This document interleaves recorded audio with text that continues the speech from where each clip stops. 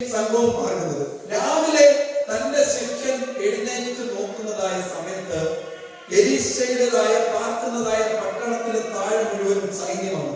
ശിഷ്യൻ ഓടിക്കളിച്ച് നമ്മുടെ എലീശയോട് പറയുകയാണ്, യജമാനനെ, ഇവിടെ മുഴുവനും സൈന്യം നിറഞ്ഞിരിക്കുകയാണ്, നമുക്കൊന്നും ചെയ്യാൻ കഴിയത്തില്ല, ഇനി നമ്മളെ പിടിച്ചു കെട്ടിയിട്ടല്ലാതെ അല്ലെങ്കിൽ നമ്മളെ നശിപ്പിച്ചിട്ടല്ലാതെ അവർ പോകത്തില്ല, കാരണം അത്ര വലിയ സൈന്യമാണ് നമ്മളെ വളർന്നിരിക്കുന്നത്. അത് കേട്ടുകൊണ്ട് എലീശ ഒരേ ഒരു കാര്യം മാത്രമേ പറഞ്ഞു. എന്താണ്? അതാണ് നമ്മളെ പറ്റി. നമ്മുടെ കൂടെയുള്ളവർ അവരുടെ കൂടെയുള്ളവരെക്കാൾ അധികം. നമുക്ക് എത്ര പേർക്ക് വിശ്വാസം?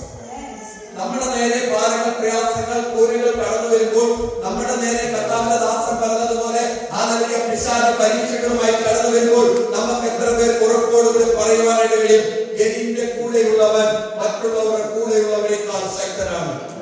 ഞാൻ സർവശക്തനെയാണ് ആരാധിക്കുന്നത്. എന്റെ സർവശക്തനായ ദൈവം എന്റെ കൂടെയുള്ളപ്പോൾ എനിക്ക് ഭയപ്പെടുവാനായിട്ട് ഒന്നുമില്ല. ദാവീദ് രാജാവ് പറയുന്നത്, ഒരു സൈന്യം എന്റെ നേരെ പാളയമിറങ്ങിയാലും ഞാൻ ഭയപ്പെടുകയില്ല. എന്റെ ദൈവം എന്റെ കൂടെയുള്ളിടത്തോളം കാലം ഒരു സൈന്യമായിക്കൊള്ളട്ടെ, ഒരു ശക്തി ആയിക്കൊള്ളട്ടെ, ഈ ലോകത്തിന്റെ ശക്തികളായിക്കൊള്ളട്ടെ, എനിക്കെതിരെ നിന്നാലും ഞാൻ ഭയപ്പെടത്തില്ല. കാരണം എന്റെ കൂടെയുള്ളത് സർവശക്തനായ ദൈവമാണ്. കാരണം എലീശയ്ക്കറിയാം ഞാൻ ആരാണെന്നുള്ളത്. അതാണ് പ്രിയ ദൈവങ്ങളെ എനിക്ക് നിങ്ങൾക്ക് വേണ്ടത്. നമ്മുടെ കൂടെയുള്ള ദൈവത്തിന്റെ ശക്തിയിൽ നമുക്ക് ചിലപ്പോൾ അത് ഡൗട്ടൊന്നും കാണുന്നില്ല. നമുക്കറിയാം ദൈവം സർവശക്തനാണ്, സർവജ്ഞാനിയാണ്, സർവവ്യാപിയാണ്, സകലത്തെയും ഒരു വാക്കിനാൽ നിർമ്മിച്ചവനാണ്. ഇതൊക്കെ നമുക്കറിയാം. പക്ഷേ ആ ദൈവസാന്നിധ്യം നമ്മളുടെ കൂടെ ഉണ്ടോ എന്നുള്ള ഡൗട്ടാണ് നമുക്കുള്ളത്. ഇവിടെ എലീശയ്ക്ക് അറിയാം എന്റെ കൂടെ ആരും ദൈവത്തിന്റെ സാന്നിധ്യം ഉണ്ടെന്ന് എലീശയ്ക്ക് ഉറപ്പുണ്ടായിരുന്നു. ഹല്ലേലൂയ. നമുക്കറിയാം എലീശ എന്ന് പറയുന്നതായ പ്രവാചകൻ ഏലിയാവിന്റേതായ ആത്മാവിന്റെ ഇരട്ടി പങ്കാണ് പ്രാപിച്ചത്. ഏലിയാവിനെ കുറിച്ച് ബൈബിളിൽ പറയുന്നത്, അല്ലെങ്കിൽ പുതിയ നിയമത്തിൽ പറയുന്നത്, യാക്കോബിന്റെ ലേഖനം 5-17 ഭാഗത്തിൽ ഇങ്ങനെയാണ് പറയുന്നത്, ഏലിയാവോ നമുക്ക് സമസ്വഭാവമുള്ള മനുഷ്യൻ. കാരണം ഏലിയാവിൽ നിന്ന് വിഭിന്നമാണ് എലീശയുടേതായ ശുശ്രൂഷ. കാരണം ഏലിയാവിന്റെ ശരീരത്തിൽ അല്ലെങ്കിൽ ഏലിയാവിൽ വസിച്ചിരുന്നതായ ദൈവത്തിന്റെ പരിശുദ്ധാത്മാവിന്റെ ഇരട്ടി പങ്ക് പ്രാപിച്ചതായ ഒരു വ്യക്തിയായിരുന്നു എലീശ പ്രവാചകൻ.